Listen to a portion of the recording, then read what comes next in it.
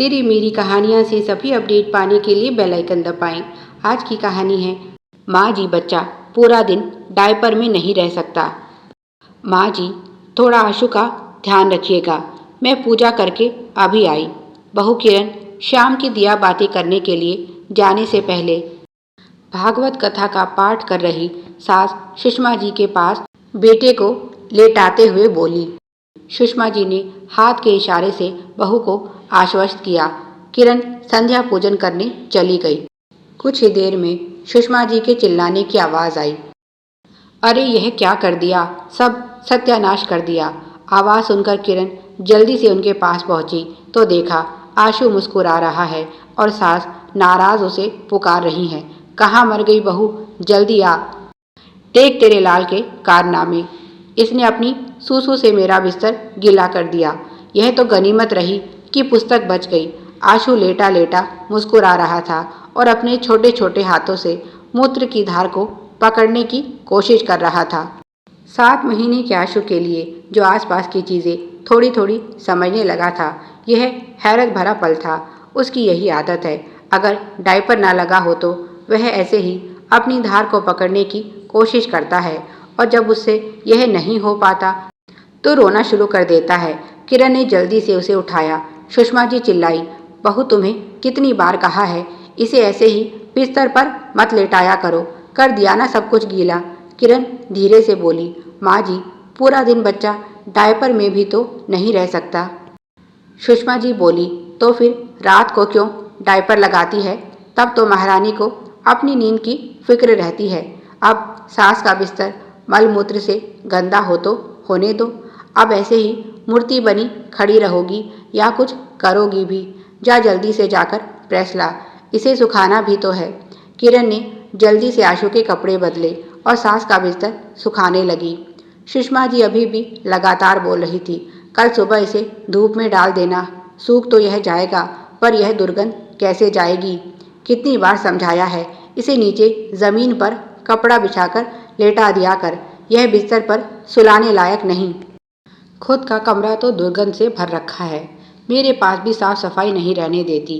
आशु हाथ पांव मारकर खेल रहा था, जिसे देखकर सुषमा जी बोली, देखो तो सही इस बदमाश को, इतना काम बढ़ाकर कितना खुश है। इसे भी दादी को परेशान करने में मज़ा आने लगा है और वह उसके पास बैठकर खेलने लगी। किरण ने राहत की सांस ली। सुषमा जी की यह बहुत खराब आदत है, एक तो बहू की कोई सहायता नहीं करती, ऊपर से कुछ गलती हो जाए तो सारा घर सर पर उठा लेती है। पोते से प्यार तो बहुत है पर मल मूत्र से सख्त नफरत। उनका बस चले तो आशु को 24 घंटे डायपर में रखे। किरण इस बात का ध्यान तो बहुत रखती है पर कभी कभार उससे भी भूल हो जाती है। किरण सोच रही है, आशु भी सच में शैतान हो गया है।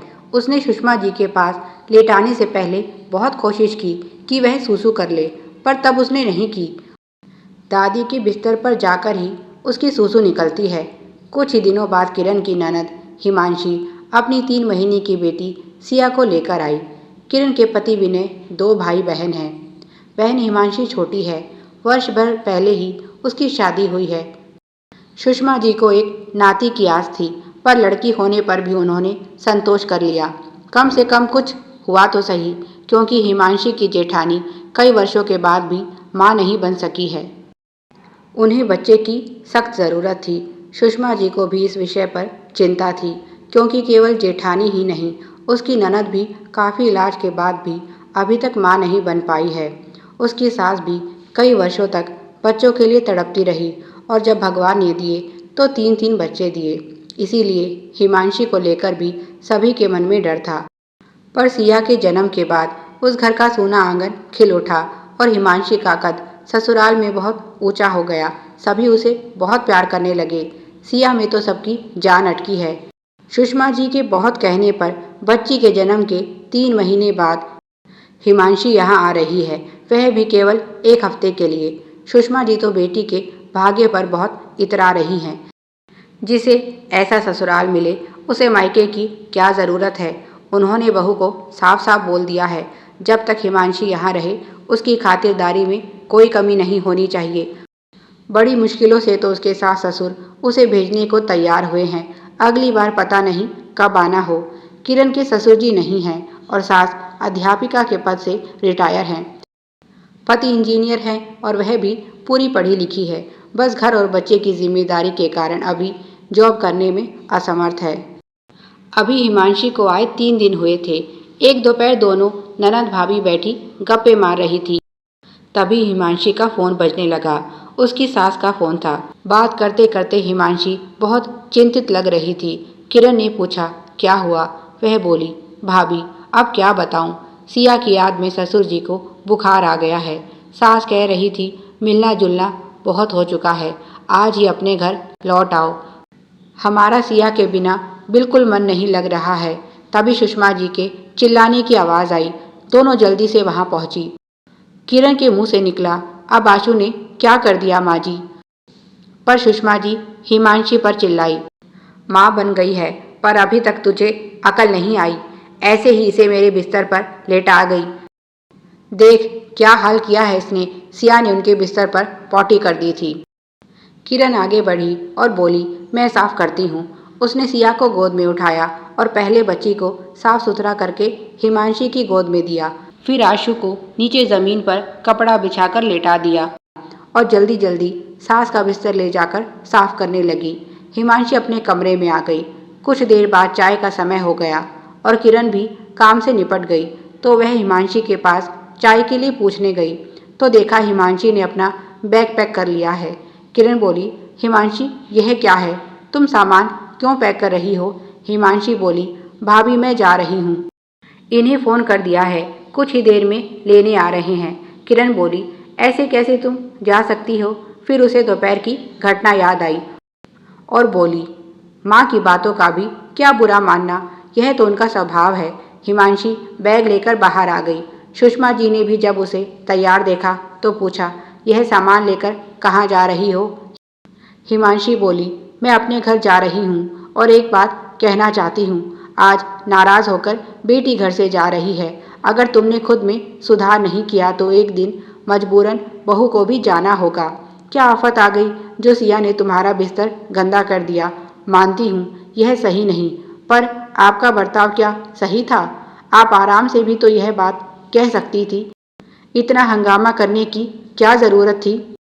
वहाँ तो वह अपने दादा दादी के कपड़ों को भी गंदा कर देती है, पर आज तक कभी उन्होंने मुझे कुछ नहीं कहा, बल्कि मुस्कुरा कर कहते हैं, यही तो दिन है, इनके अभी यह सब नहीं करेंगे तो कब करेंगे? और आप है कि सारे दिन आशु को डायपर में लपेट कर रखना चाहती हैं। मैं तो भाभी की सूरत देखकर ही समझ गई थी कि आपका व्यवहार उनके लिए ज़रा भी नहीं बदला। आंखों के नीचे काले घेरे, यह कमज़ोर शरीर और चेहरे की रौनक तो बिल्कुल ख़त्म हो गई है। मैं भी माँ बनी हूँ, पर मुझे देखिए और भाभी को देखिए, अंतर साफ नज़र आता है। अगर आप भाभी को थोड़ा सहयोग करती तो वह ऐसी ना दिखती। सारा घर भी वही संभाले और बच्चे की जिम्मेदारी भी उन पर। क्या आशु आपका कुछ नहीं लगता? अभी तो आप इतनी बूढ़ी नहीं हुई जो घर के किसी काम को हाथ ही नहीं लगाती। सुषमा जी बोली, अब मैं रिटायर हो गई हूँ। हिमांशी बोली, माँ घर गृहस्थी से कभी कोई रिटायर नहीं होता। यह बहानेबाजी छोड़िए, अभी से भाभी के साथ अपने रिश्ते में सुधार कीजिए, कहीं बाद में पछताना ना पड़े। मेरे सास ससुर से जाकर पूछिए बच्चे की तड़प क्या होती है। आपको भगवान ने बिना मांगे ही आशु जैसा प्यारा खिलौना दे दिया तो आपको उसकी कोई कद्र नहीं। उन्होंने बहू की तरफ घूर कर देखा, लगता है मेरी बेटी के बहुत कान भरे गए हैं। हिमांशी बोली, माँ किसी ने मुझे कुछ नहीं कहा, सब कुछ अपनी आंखों से देखा है मैंने। प्यार देंगी तो बदले में प्यार मिलेगा। फिर आपके जैसे ही लोग होते हैं जो बुढ़ापे में बेटे बहू द्वारा अनदेखी का रोना रोते हैं। पहले अपने व्यवहार से खुद उन्हें दूर करते हैं और फिर शोर मचाते हैं। बच्चे हमारा ध्यान नहीं रखते। कल को आशु जब सब समझने लगेगा और आपसे दूर रहेगा तब आप बड़ी आसानी से इसका इल्ज़ाम भाभी पर डाल देंगी कि बहू ने पोते को मुझसे दूर कर दिया। पर अपना यह व्यवहार आपको नज़र नहीं आ रहा। जा रही हूँ मैं और दोबारा तभी बुलाना जब आप इन बच्चों को प्यार दे सकें। मैं तो यही सोचकर आई थी कि सिया को अपने ननिहाल में प्यार मिलेगा, पर क्या पता था यहाँ तो लोगों को बच्चों में से दुर्गंध आती है। और हिमांशी नाराज़ होकर चली गई, पर जाते जाते माँ को आईना दिखा गई। सुषमा जी को भी गलती का एहसास हुआ और धीरे धीरे उनके व्यवहार में सुधार होने लगा। प्यारे दर्शकों, आप सभी की सुविधा के लिए चैनल पर सैकड़ों कहानियाँ विभिन्न प्लेलिस्ट के रूप में उपलब्ध हैं। उन्हें भी पढ़ें और अपना प्यार दें। धन्यवाद। Please like, share and subscribe. Thanks for watching.